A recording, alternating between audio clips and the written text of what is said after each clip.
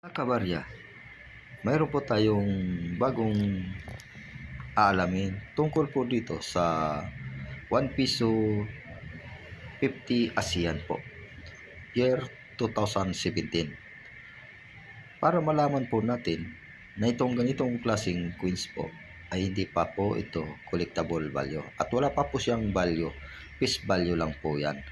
Hindi po kagaya ng ating mga nakikita na napakataas po ng halaga at presyo ng kanilang bilihan. Pero sa totoo lang po ito, wala pa po siyang halaga. Face value lang po.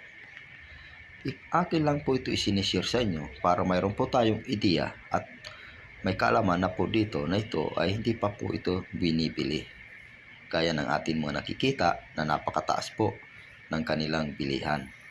Kaya mga kabarya, kung mayroon pa ko yung mga hawak ng ganito, ay itabi nyo lang po. Baka balang araw ay magkakaroon po siya ng collectible value. Pero sa pagkakaroon ngayon, coins na ito ay common coins lang po siya. Dahil napakarami po nito, itong 1 piso ASEAN, ika-50 po ng ASEAN.